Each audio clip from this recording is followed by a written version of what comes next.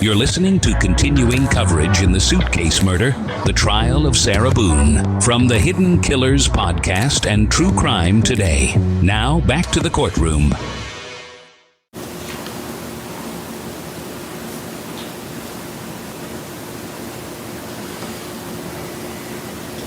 Why did you stay with her? You got to tell the jury. As anyone who has ever been in love, or when you love someone, or primarily someone or something, you go above and beyond, and you tolerate and you endure and you persevere, and you try to make that person as spectacular as you possibly can, no matter the sacrifice that you may have to go through to serve someone else in a positive light so they can be better people for themselves, and to just make them a happier person. And love is very strong, and love is very deep, and love, I believe, is not fully understood in a lot of ways for how different people react to it. And I very much, deeply, and passionately love George. I love him to this day. Did you not want to be alone? Beginning through my divorce, it was very nice to have him around, and he was a man to me, and I felt protected, and he's very nice, and as lame as it sounds, he used to compliment me, and it made my day. So, yes. During that period of time when you first started seeing George, would it be fair to say that you had low self-esteem? Yes.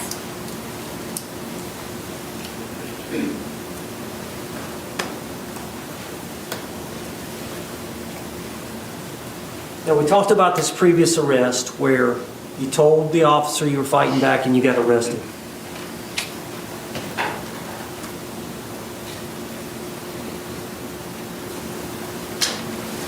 Now, I want to talk about your conversations with law enforcement, but first I want to ask you, why did you go to the police station that day when you were interrogated there? We saw the 2-hour video. Tell the jury. The day of the incident, the detective Copsell gave me her business card with her personal cell phone number on it, and said if I happened to remember anything or anything that I would like to add to the day, for me to not hesitate to give her a call.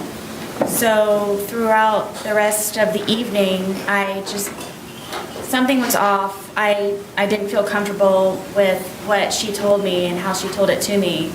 How long were you at the scene?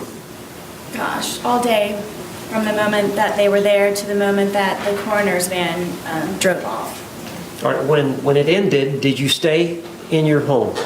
No, I raced inside and collected some pajamas and a toothbrush, and I went over to where my son was at my ex-husband's house. Did you wake the dogs?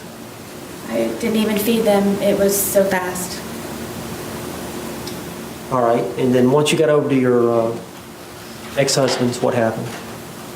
As it relates to Detective Copsell. Something just wasn't sitting right with me, and I had a suspicion that she just wasn't being honest with me, so I took it upon myself. Sustained. So you called her. Tell us about that.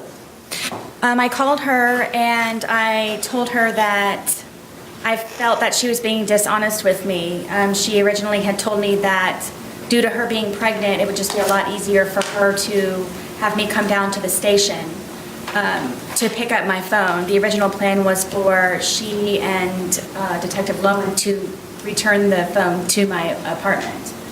But she said that it would be a lot easier for me to just come down and pick it up, because I remember when I was pregnant. That's what she said. You remember when you were pregnant. So I said, I feel that you're tricking me, and I feel that you're being very sneaky about something, and I don't believe that you're being honest with me. And I said, regardless, I'm still going to come. Sustained. So you agreed to come, but you understood it was to get your phone? Correct. All right, you came that afternoon to the station, I did. and the original agreement was they were to come to you. Correct. All right, when you got to the station, what happened? I thought I was just going to be picking up my phone. My car was there. I had everything in my car. It was just a regular, I'm just going to go in, maybe sign something and pick up my phone. And there's people that are over here at the windows, and I thought that I was supposed to go over there to get my phone. And Detective Lowen came down and said that my phone was upstairs. So if I would just follow him upstairs, that's where my phone was. And then I was taken into I guess it was an interrogation room, and they told me to sit down, and that then I guess the interview or interrogation began, and I just simply was getting my phone. Sarah, tell the jury why. Yes. You may proceed. Miss Boone? Miss Boone? Tell the jury why you lied to the police. I lied to the police, basically everyone, because I was extremely fearful of being arrested. I made the first attempt of me calling 911 by telling them what happened, and I thought they were going to help me, but instead I was arrested for calling 911. So you made the decision to lie. I did. Did you stay with that lie? I did. Are you telling the truth today? I am. Now let me take you back to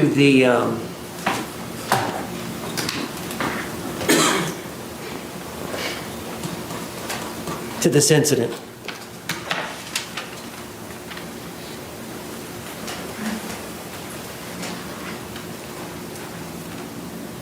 Is it fair to say that when Jorge Torres is sober, he commits no violence against you? No. Is that fair to say? Yes. Is it fair to say that every time that he's intoxicated, or every time that you're hit by him or harmed by him, it's when he's intoxicated? Yes. As a result, when he's drinking, does it change your outlook? Yes. Could you explain that to the jury? I'm always fearful, paranoia. Why? Because I try to protect and defend myself for fear something happens at the last ultimate second. But you're always that way, fearful. Is it because of these prior incidences? Absolutely. Do you try to placate him? All the time. What do you mean? With the puzzles and the painting and feeding the ducks across the way at the pond, listening to music, trying to go for a walk on the trail, anything that I possibly can. I told you I was running out of things to entertain him with. Why do you think George, what bothers him? Objection, calls for speculation. Sustained. Does he tell you? Objection, calls for hearsay. Sustained.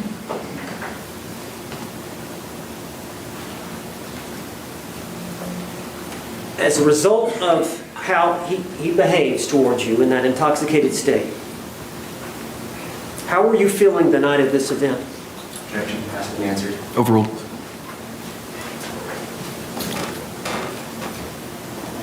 Extremely nervous, anxiety galore, just, I can never relax. When he's drinking? Yes. And the state of intoxication that he was at the time of this event, Is that the state that scares you the most?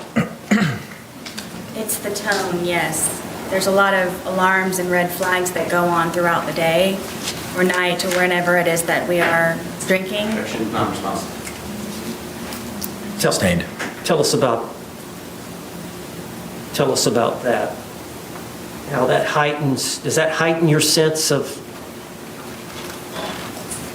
safety? At all times. But especially when he's drinking? Oh, yes, all the time. And then his mood? Yes, it depends on what mood he's in that day. Well, do you have like a sixth sense of how he's doing? Yes, I knew George very well. Objection, non-responsive. Yes or no? Sustained. Can you tell us what you mean by that? Sixth sense, or knew him very well? I guess you can say that I was trained by fear with him. Just, it wasn't fun anymore when we would drink and we would hang out on the back porch. It wasn't fun anymore because I knew inevitably that something was going to happen to me, one way or another.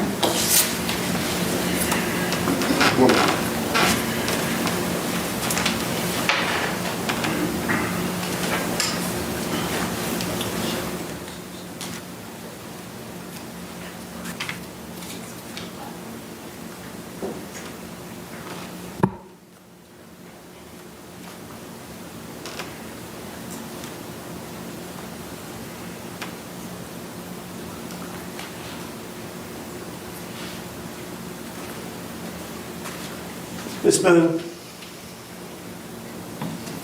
you know, those bruises that we saw of him, they look pretty deep.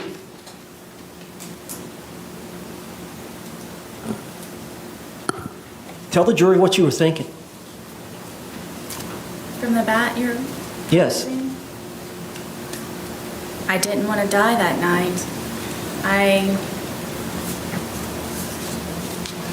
I can't describe it to you.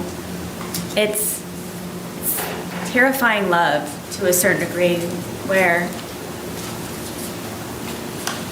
my plan was to show him the next day, and just I wanted him to be better and treat me nicer and be the person that he was when I originally met him, and I knew that was in him still. I knew that it could be found, and I just couldn't figure out what it was that I was doing wrong in order for it to not be back to where that was. And I was tired of living in fear and just sick all the time of figuring out how I can entertain him so I don't die, and continue a relationship with my son and try to live a normal life. That wasn't a normal life for me.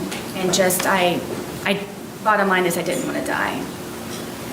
I would have died, or I would have been disfigured or maimed, or if it weren't me with the bat, it would have been him if he were to have gotten out.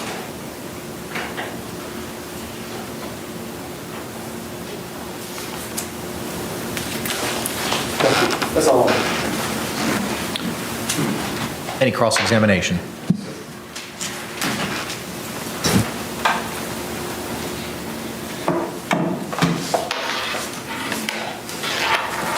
Did George know somebody named Crystal?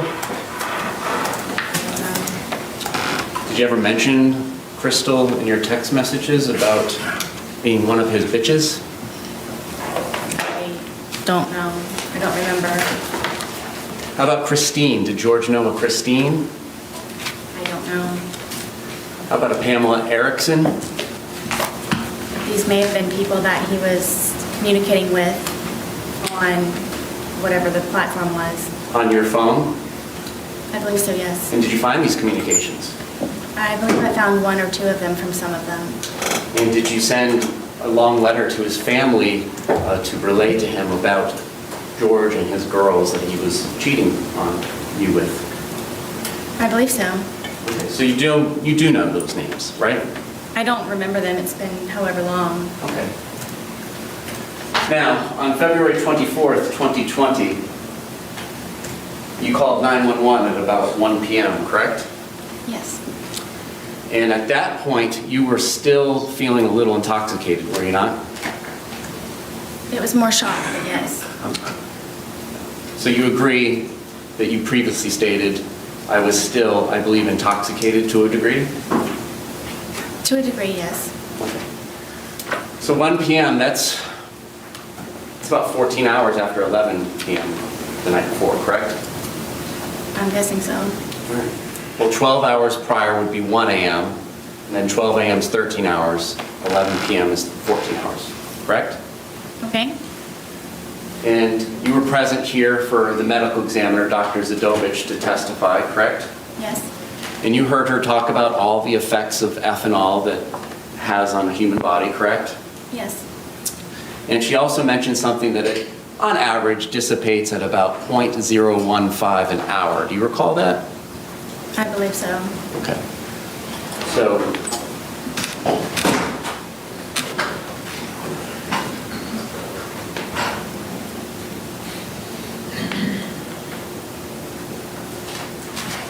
would it be fair to say that if you're still feeling the effects of the alcohol at 1 p.m., so that's 14 hours, 0.015, you were at approximately about a 0.21 at 11 p.m. the night before. Do you feel like you were 2.5 times the legal limit at that time? I don't know how you came to that number. Judge, I'm going to object. Roach. You may proceed. So you testified earlier that you all had about half of one of these bottles left from the night before, correct? Yes.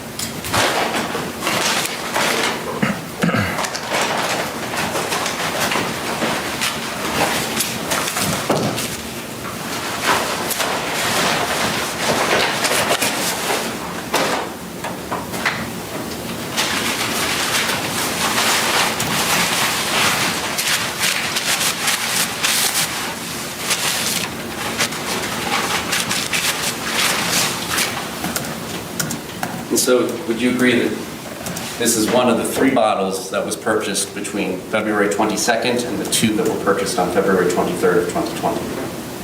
I'm guessing Okay. maybe it's like the bottle, yes. All right, and it's 1.5 liters, would you agree? Yes.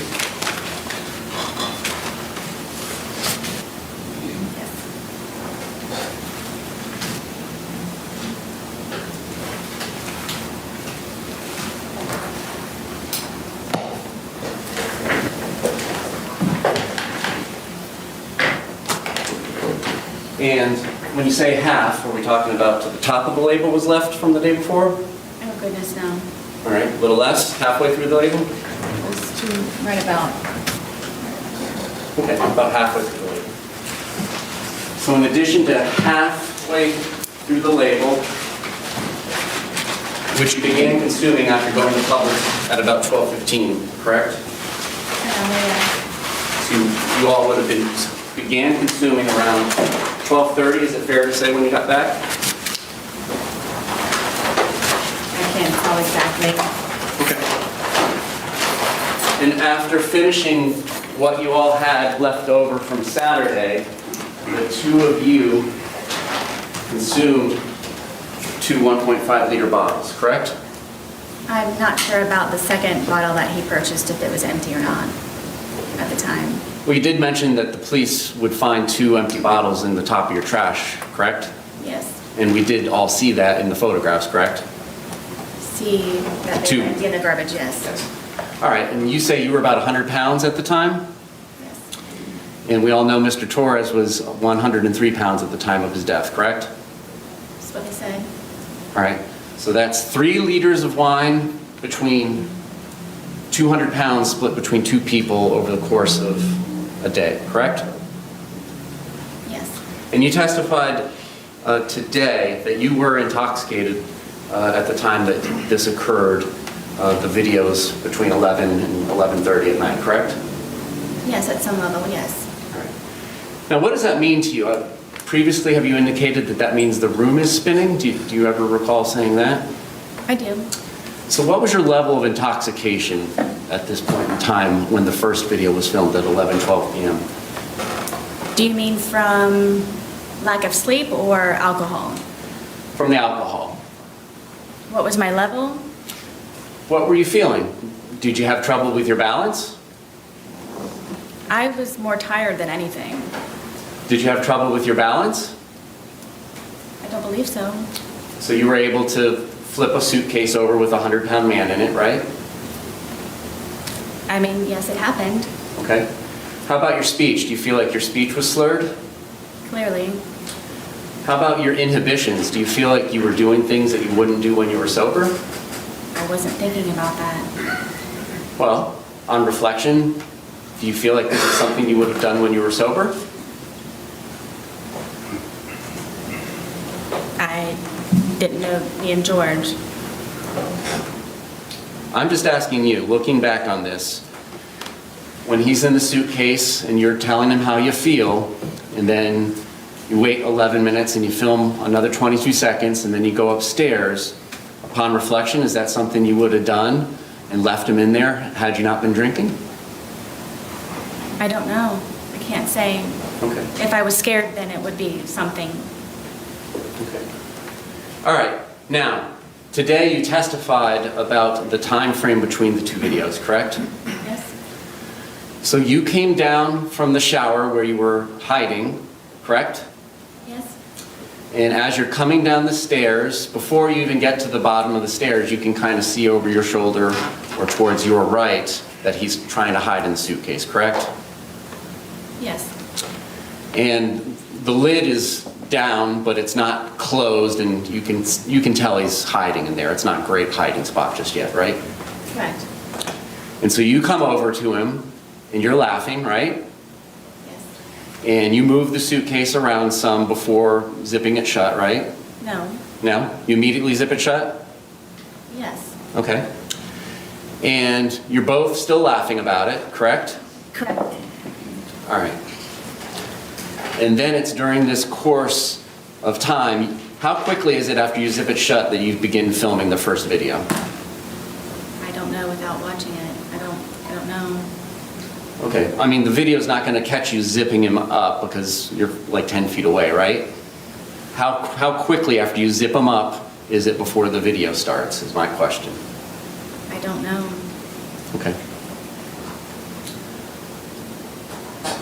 And then during that 9 minutes and 14 seconds is when he begins to get angry, correct? What, 9 minutes? Between the two videos, there's 9 minutes and 14 seconds between the end of 1061 and the beginning of 1062 and 1063. So you got the 2 minute, 3 second video that starts at 11:12:45, correct? I guess. Permission to use state 17? You may.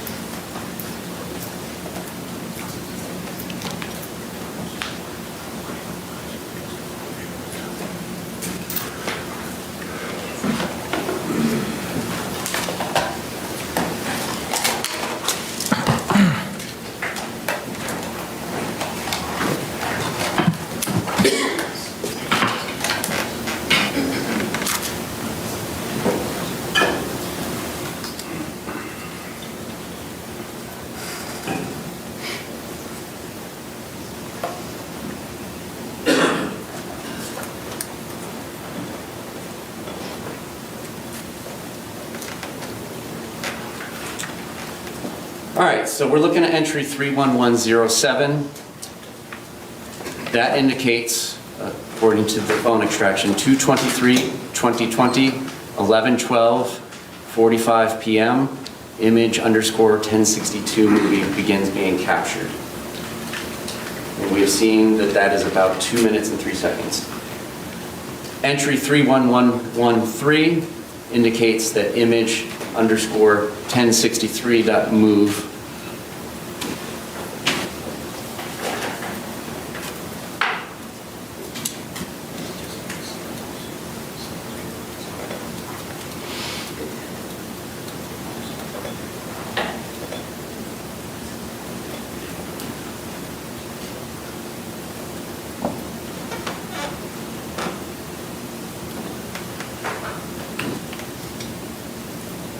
I was disconnected.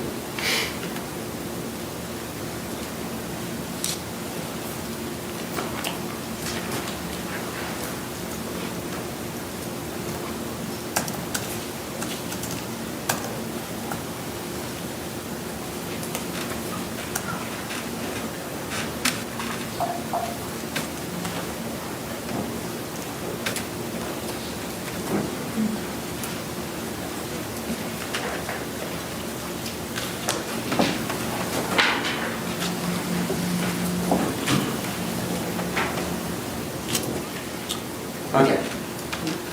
31113, a second movie is captured at 11:23:03 p.m. Your testimony was that after that first video was captured by your phone and you, Mr. Torres began getting angry and trying to push his way out, correct?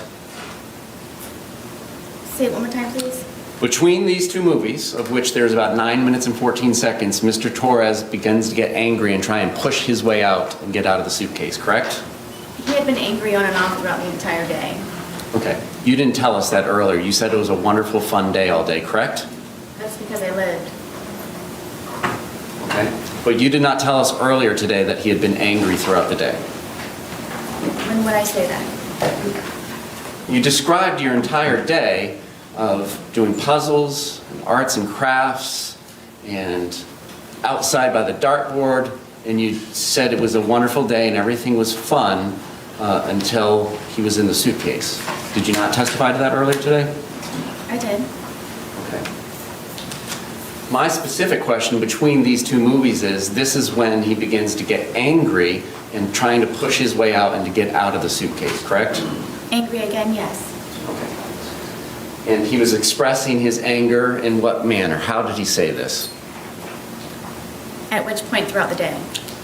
Ma'am, you know very well that I'm talking about between these movies. Please answer my question. Between these two movies, how did he express his anger with you? Told me that I was going to fucking die. Okay. Now this is happening after he's already told you several times he cannot breathe in the suitcase, correct? Correct. And he's been in there for whatever brief amount of time it took you to zip him up, and the laughter stops, and then you go over and begin to film, correct? Yes. And you're filming, your purpose of filming is to kind of teach him a lesson. This is your chance to say something to him when he can't say anything back to you, correct? No. Then correct me. There was no lesson to be learned. It was just I wanted him to try to understand how I felt so maybe he could progress in being a better person the next day. So you wanted him to understand how you felt in the past, and that's not teaching a lesson? I just wanted him to understand. Okay. All right, and so immediately prior to zipping him up and putting him into the movie, you had been upstairs, correct? I'm sorry? Immediately before coming down and zipping him up and then filming the first of the two movies, you had been upstairs in the shower, correct? Yes.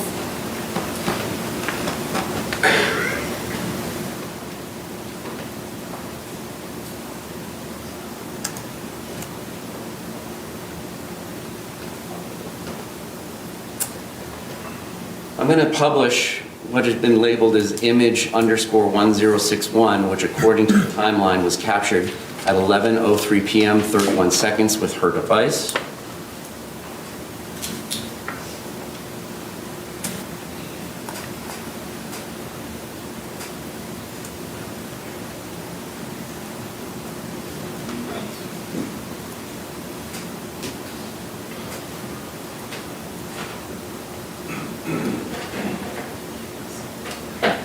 All right.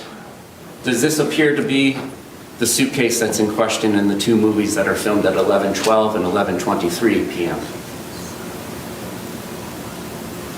Oh.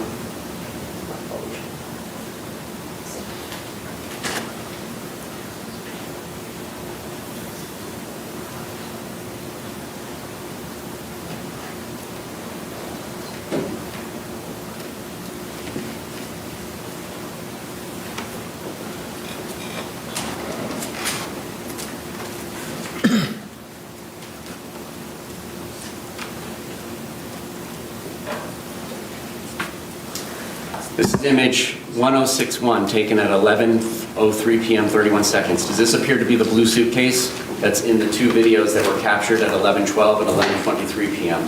Correct. Did you take this image at 11:03 p.m.? I don't remember if I did or not. And again, we had, and by we I mean you and Mr. Torres, two 1.5 liters bottles of wine and plus whatever was left over from the day before, correct? That's correct. So you don't remember taking this photograph?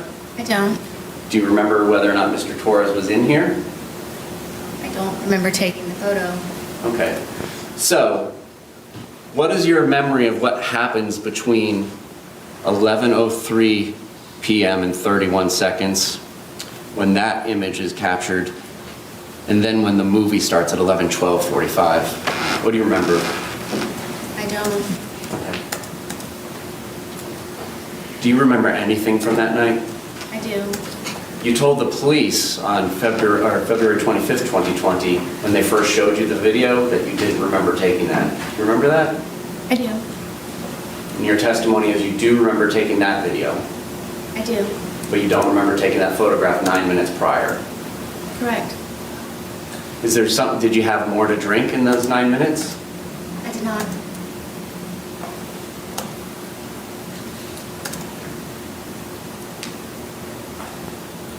Was Mr. Torres in that suitcase the entire time between 11:03 when that image was taken and then when the second video was taken at 11:23 p.m.? I believe so, yes. So for 20 minutes? Yes? However long the time frame is. Did he begin telling you that he couldn't breathe before the video, or do you not remember? I don't remember.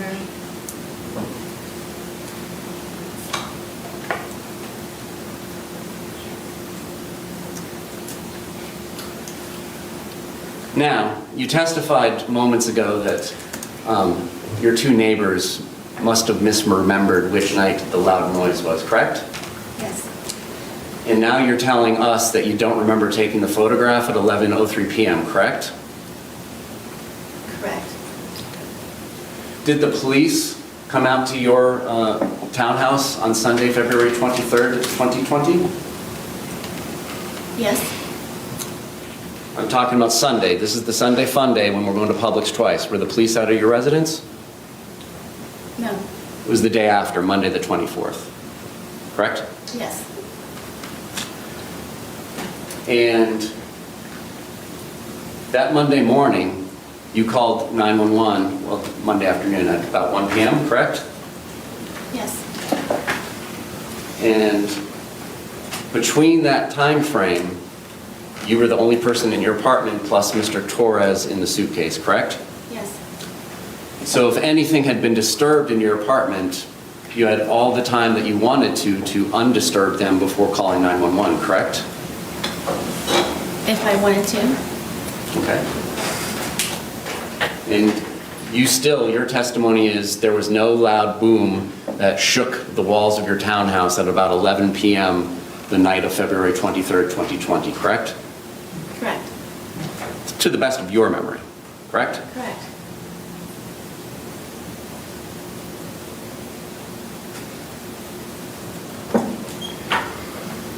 Now, that second video is 22 seconds where you just hear him say Sarah and you don't say anything, or you're familiar with that video, correct? Yes. It's after that you go upstairs, correct? Yes. How quickly is it that you go upstairs after that? It was pretty quick. Can you grab the dogs? No, the dogs were upstairs already. Okay.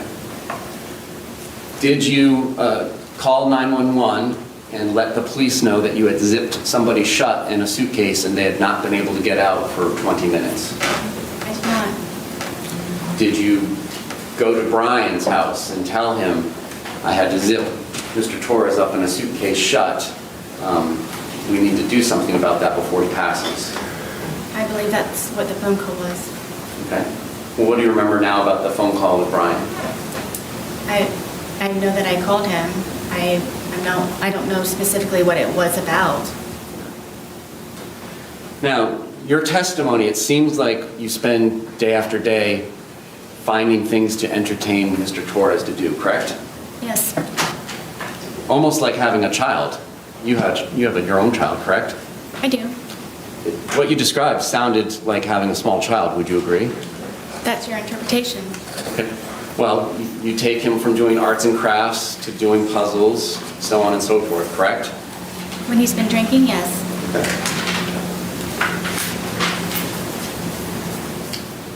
And Mr. Torres was notorious for doing some of these things, correct? What do you mean? Well, you described Mr. Torres as being notoriously known for doing things. You described your ex-husband, Brian Boone, notorious for doing things like nagging and calling all the time. You remember your testimony calling people notorious for doing things? Yes. What would you say people would say you're notorious for? I don't know.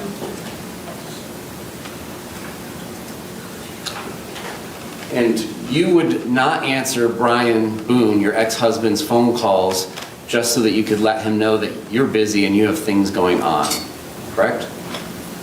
I knew that at whatever time it was that he was calling me, that he could wait for the few moments of me getting up to where Lucas gets out of school at 3 o'clock. Okay. But you wouldn't return his call. You would let him call several times, correct? That day, yes. Okay. How about other days? Would he have to call to remind you to get Lucas on other days? He wasn't reminding me, he was just making sure that Lucas was covered for a pickup or drop-off. All right.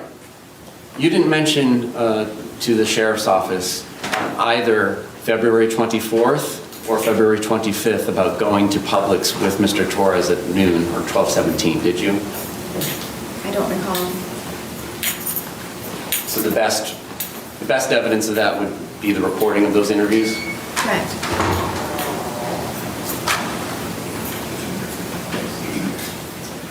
Did you not remember going to Publix with Mr. Torres that day?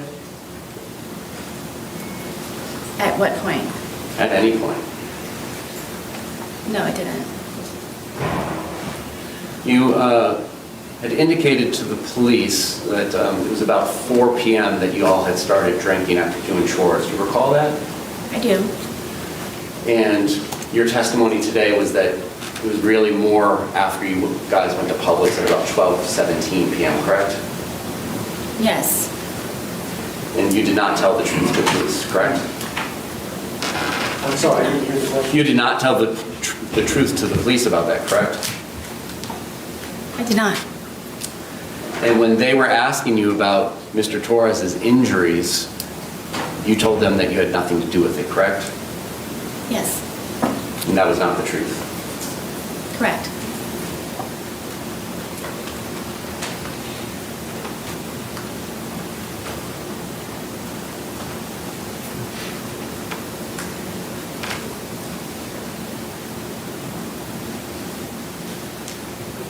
What did you all have for breakfast on the 23rd? I don't remember. Did you all have lunch? I believe we had leftovers from, I think, something that we had in the fridge. And do you recall what those were? No, not at this point, no. And then I believe you mentioned having a sandwich of some sort for dinner? No, I believe it was for, I'm guessing he and I ate at the same time.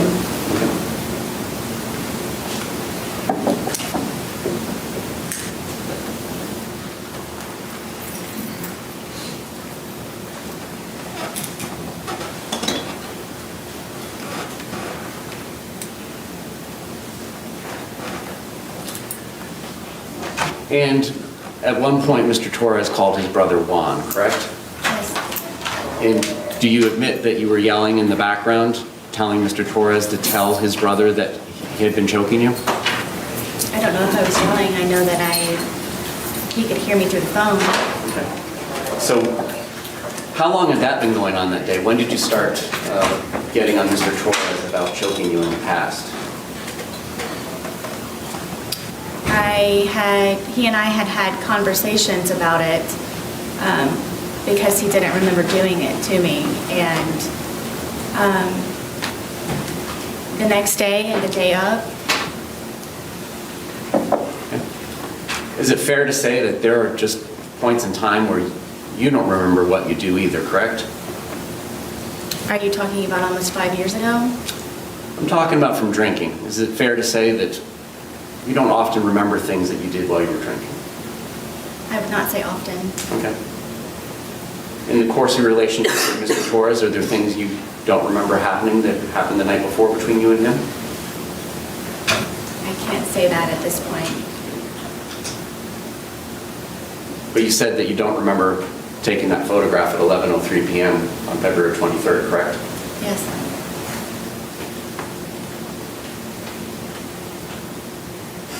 Was there anything else that you were telling Mr. Torres that he needed to tell his brother? Not that I can recall. Okay. Was there anything you were telling him that he needed to tell his daughters? Not that I can recall.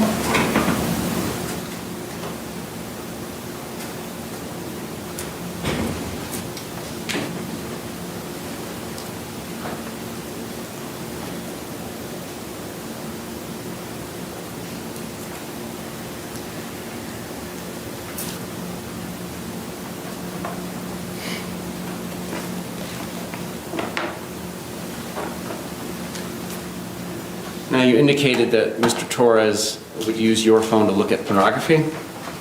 Correct.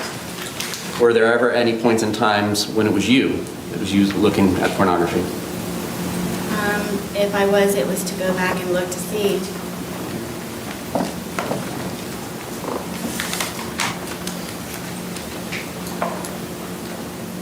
Did you ever threaten to get Mr. Torres arrested if he did not do what you wanted him to do? I wouldn't say threaten. Okay.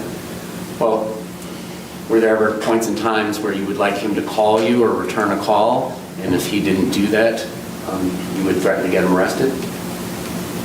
It depends on if he had my keys or something that I needed from him. Okay.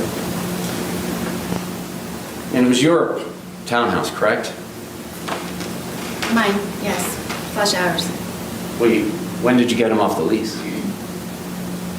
I'm not sure what year it was, but I don't think he was actually removed from the lease. Okay. I think he was made a different type of tenant. And did you change the locks so that he couldn't get back in at the points in times when you kicked him out?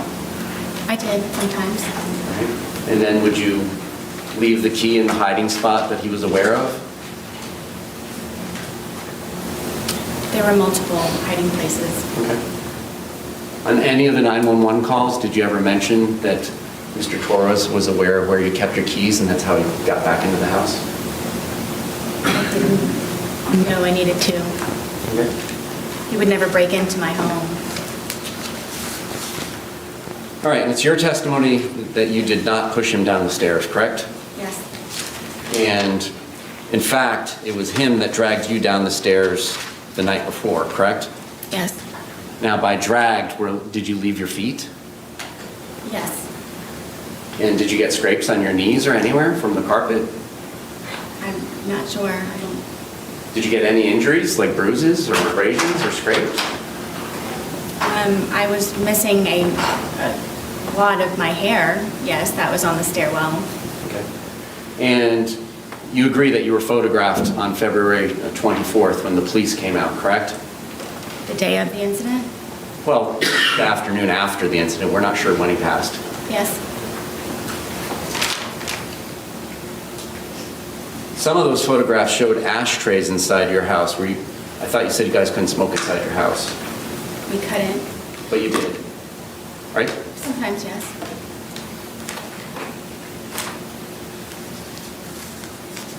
And you agree you would go to the hospital and tell them things that were not true, correct? Yes. There were times where you would go to the hospital and leave without getting treatment, correct? Yes. And is it fair to say that you often had alcohol in your system when you were going to the hospital, correct? Sometimes.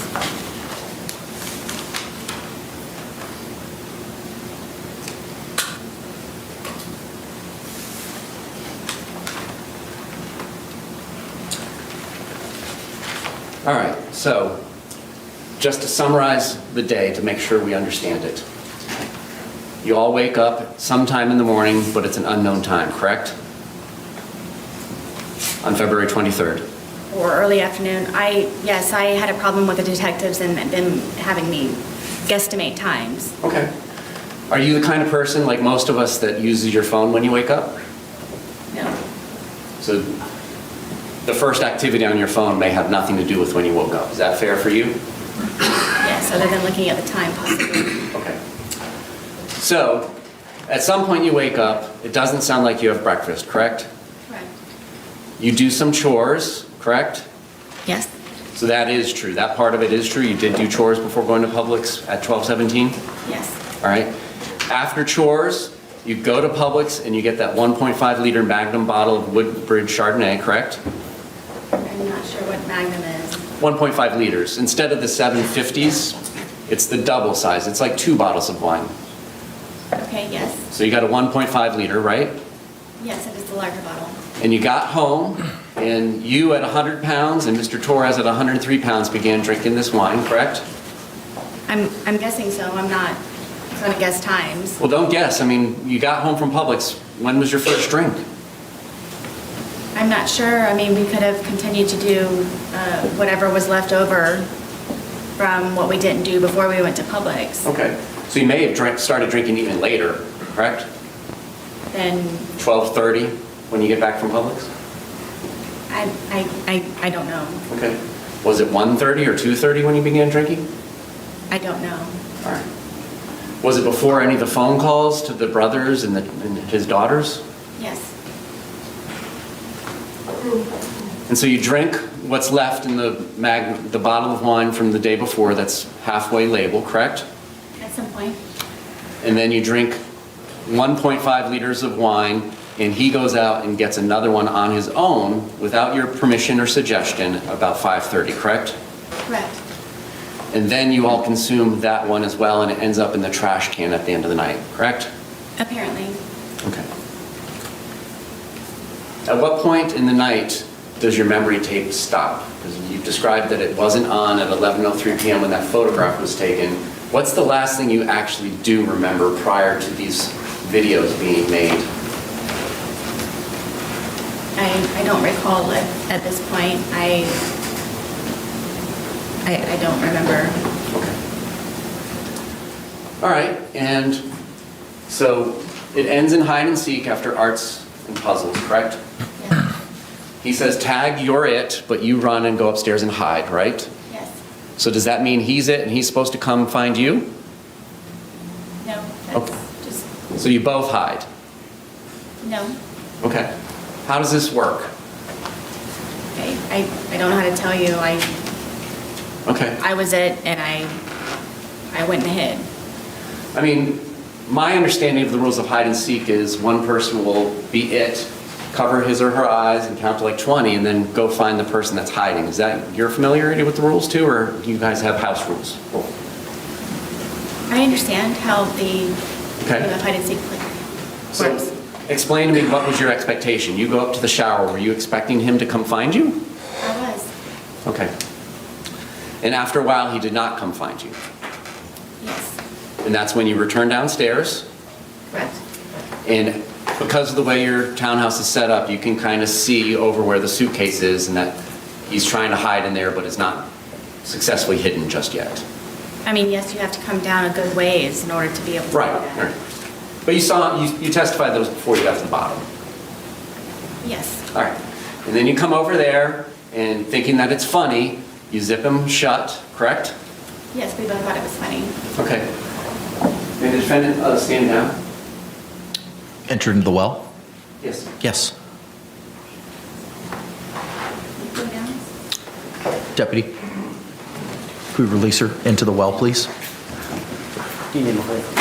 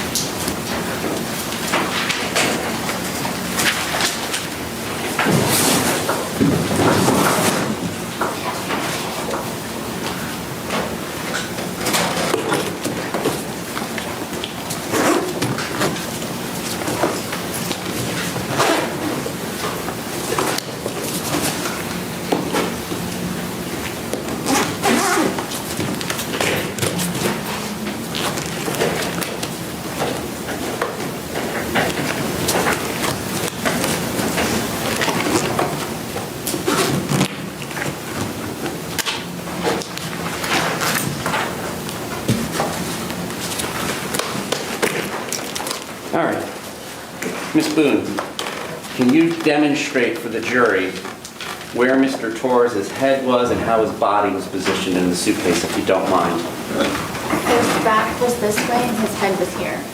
All right, and then is it fair to say his feet are kind of down here, which would be the front left corner from their perspective in the jury box? Yes. And then his knees are kind of tucked up towards his face. If I remember correctly, yes, that's the position. Okay. All right. Can you help me understand how it was that you zipped it shut?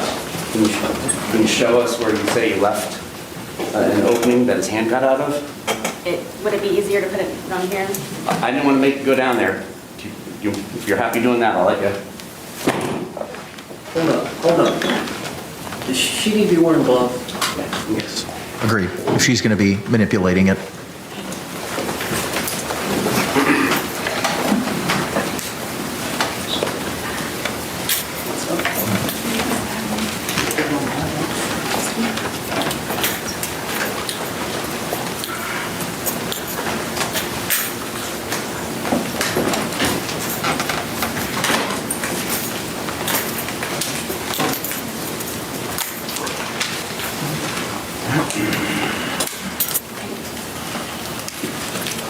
What do you want her to do? Just demonstrate how she zipped it shut. Okay, well, where's the paper clip?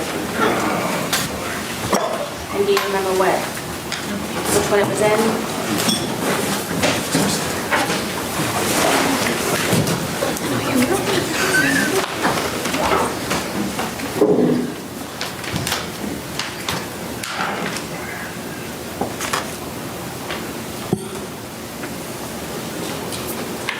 This side.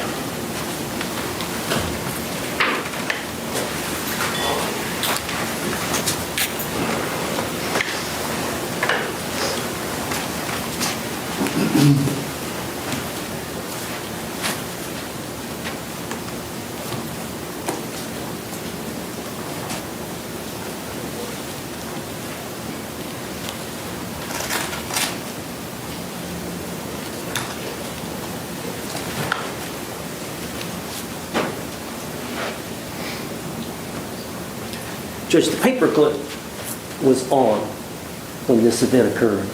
When we pulled the suitcase out earlier, the paperclip was not attached. So now the prosecutors attached the paperclip. We don't know if that's the way it was attached. It's not even a paper clip. We don't know if that's the proper way that it was attached. But he's asking her now to pull. Is there an objection? Yes? Approach. Objection's overruled. All right. If you feel most comfortable, sir. Madam Court Reporter, you ready? Can we see how it was that the two zipper parts were positioned when you say that Mr. Torres was able to get his hand out? If you want me to do it, I'm fine to take your direction. From what I remember, this is how the suitcase was.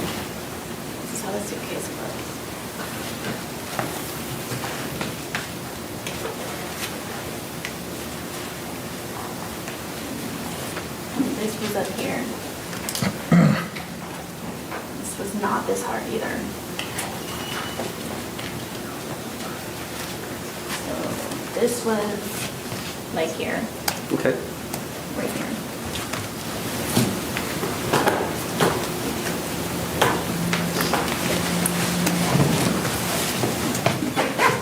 About right there, ma'am?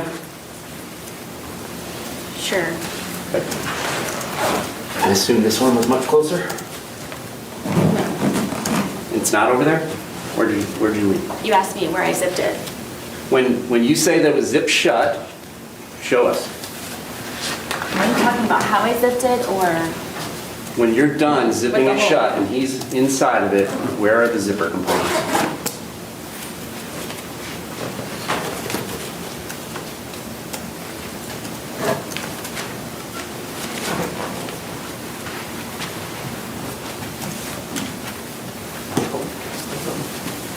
Just tell me where it's at. I mean, it was the corner. I mean, the corner It was was right kind here? of open. I mean, In here? it's not.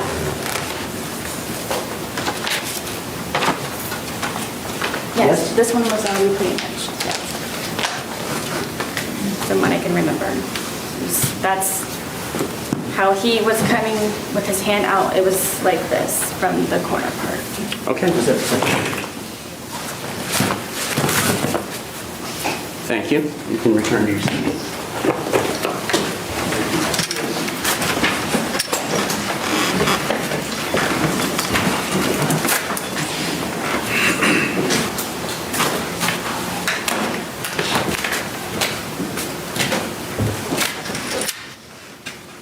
Did you ever change the position of those zippers once you put it in that position? I did not.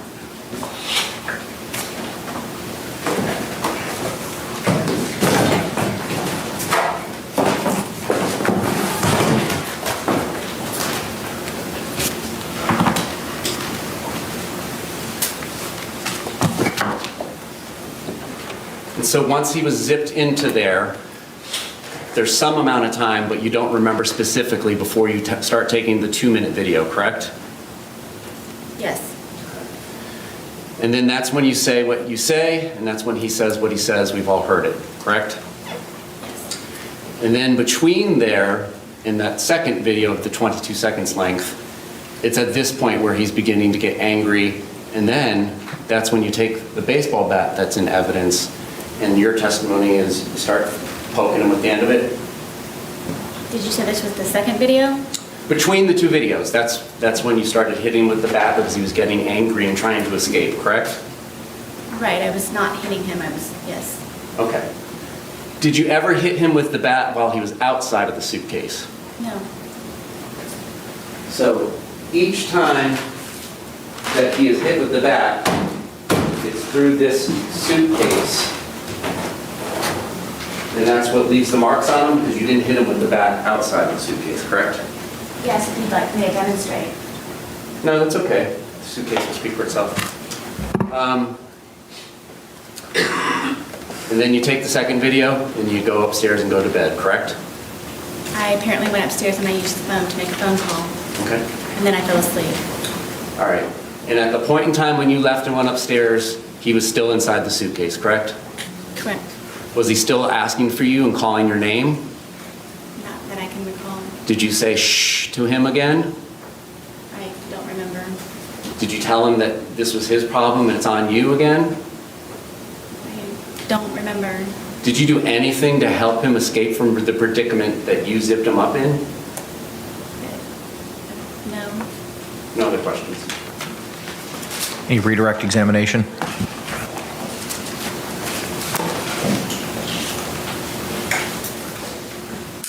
Ms. Boone, he just asked you the question that you poked him and you didn't poke it.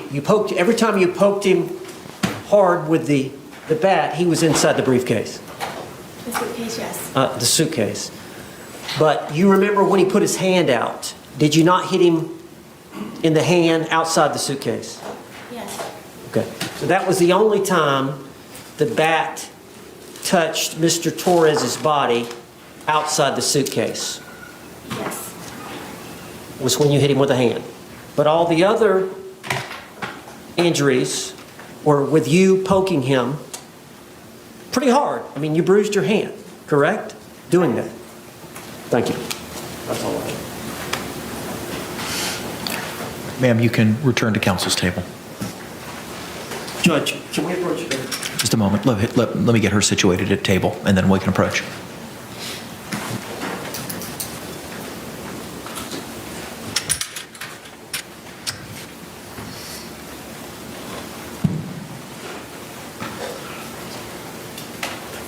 All right, come on up, y'all. All right, members of the jury, thank you so much. It is 5:42. At this point in time, the court's going to go into recess for the evening. I thank you again for your continued service and your attention in this matter. We're going to start tomorrow again at 9 a.m. here in 12 Alpha at the Orange County Courthouse. I'll read you another instruction. I know you've heard it. I'm sure you're sick of it, but I got to keep reading it, so thank you. Jurors, you must not conduct any investigation on your own. This includes reading newspapers, watching television, or using a computer, cell phone, the internet, any electronic device, or any other means at all to get information related to this case or the people and places involved in this case. This applies whether you are at the courthouse, at home, or anywhere else. You must not visit places mentioned in the trial or use the internet to look at maps or pictures to see any place discussed during the trial. Jurors do not watch local news or read local newspapers. Jurors must not have discussions of any sort with friends, family members, or even your fellow jurors about the case or the people and places involved. So do not let anyone make comments to you or ask questions about the trial. I want to stress again that just as you must not talk about this case face-to-face, you must not talk about this case by using an electronic device. You must not use phones, computers, or other electronic devices to communicate. Do not send or accept any messages related to this case or your jury service. Do not discuss this case or ask for advice by any means at all, including posting information on an internet website, chat room, or blog. With that, members of the jury, I'm going to excuse you for the balance of the evening, and thank you so much.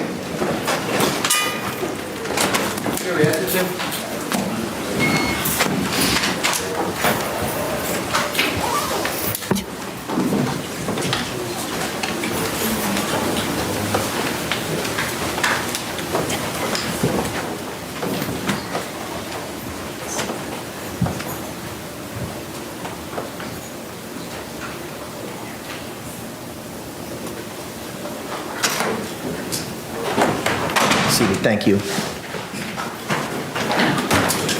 With regard to these medical records, the court previously today had required by 5 p.m. to address those. Unfortunately, they have not yet been addressed. It is imperative that the state knows what it is we're culling down or redacting. And I understand that you may want to be seeking those into evidence maybe tomorrow, and the state needs to be advised as to what it is that you're seeking to utilize. So where are we in figuring that out? Can I have 1 minute with the client? Yes, sir.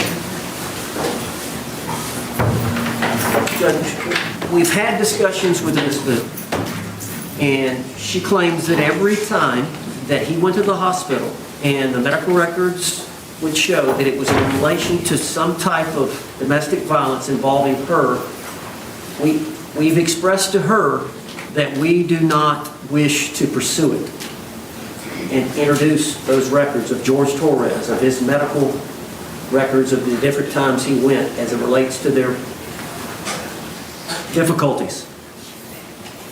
Do you understand that? Okay. Ma'am, earlier we had discussed, anything else to add to that, Mr. Owens? Just that I've explained to her that the lawyers make those decisions. Okay. And I believe she's in agreement now. I just wanted to get it on the record. Understood. All right, so ma'am, I just got a couple follow-up questions, similar to other conversations we've had over the last couple of days. I don't want to know about the specifics of any conversations you've had with you and your attorneys, just whether or not you've had them. You recall earlier today I had asked you questions about certain rights that you had the ability to decide. Do you recall that conversation that we had, ma'am? It was before you testified. Yes. Okay. Do you recall that I advised you that the lawyers get to make most of the strategy determinations at trial? Do you recall that? I do. And do you recall that you said you understood that? Yes. And do you also recall that I advised you of certain rights that you have? Do you recall that? I do. And one of those rights was the right to testify or remain silent. Do you recall that? Yes. And did you understand that? Yes. So this decision is a trial decision as to whether or not there's certain evidence that your lawyers are going to seek to utilize in your defense. Do you understand that? Yes. Do you understand that they are exercising that trial strategy at this time not to pursue those medical records? I do. Okay. Do you have any questions about that? I don't. Are you on board with that strategy? I am. Are you still on board with the strategy utilized in your defense? All of it, yes. Are you satisfied with your lawyer's representation of you in this matter? Yes. All right, thank you. State, anything else we need to address before we My retire understanding. for the evening? Sorry. That's okay. My understanding is the last civilian witness they intend on calling is arriving at MCO at 9:03 in the morning tomorrow. It was either 9:03 or 9:05, yes. And plan will be to depose her in the evening at 5:30. Okay. Then, just scheduling purposes, we're trying to figure out when we would need our rebuttal expert, Dr. Werner, to appear. I know Mr. Owens had said they were endeavoring to finish by Friday, but I don't know if Dr. Harper's availability issues for tomorrow is going to change that anticipated timeframe. I'll try to reach out to her by text. That's usually how we communicate. But Well, assuming she testifies on Thursday, are you still in a position to rest on Friday, or would that kick us to the next week, sir? well, no, I want to finish this week if at all possible. If I'm hoping that Dr. Harper could be here tomorrow when Dr. Brannon is here, but let's just say she's tied up in Benton County. Let's do worst case scenario. Okay. She's here Thursday morning. I think we would try to finish our case right then and give the state a chance to rebut. I would say Thursday. I would have, Tim, my understanding is our expert can't be here in the afternoon on Thursday. I'm going to have to check her availability for Friday. If you would be so kind, and we can address that tomorrow morning. Thank you. Okay, anything else, State? Anything else from the defense? All right, the court will be in recess till, yes, sir. I'm sorry, just to give everybody some scheduling, this might help everyone with schedule. There are going to be 2 officers here in the morning who are going to be ready to testify. There will also be some other witnesses, officers, like the detective who testified, that I need to call back because of some impeachment issues of one of the witnesses. And then we'll get into everybody else's witnesses. So there's about 3 or 4 that I have in the morning time that we'll be proceeding on, then we'll go from there. Okay, all right, appreciate the lay of the land. All right, we will see you all, yes, one more, Mr. Owens, yes, sir. This flying in from New Jersey, I think, is Wednesday at 9 a.m. I think the flight, she's scheduled to fly out Thursday at 9 a.m. So if there's any way we could depose her, maybe in the morning or at lunch, and then have her testify Wednesday afternoon. That's an unreasonable demand on time, given everything I've been doing to make sure that we can get this pushed through. I need to do things like get ready for expert cross-examinations, and other things need to get accomplished at lunchtime. Happy to do it in the evening. My understanding that she was supposed to be coming in today so that we could do it tonight, and that didn't happen. But I don't think I should be forced to accommodate a lunchtime deposition. Anything further? I'm just telling you what our plans were. Deposition will be at, 5:30 tomorrow, or at any other, if we got to have it later, depending on how we go. We'll address it at that time. All right, thank you both very much. We will see you tomorrow morning at 9 a.m. Court's in recess. More continuing coverage in the suitcase murder. The trial of Sarah Boone is on the way. From the Hidden Killers podcast and True Crime Today. Press subscribe now.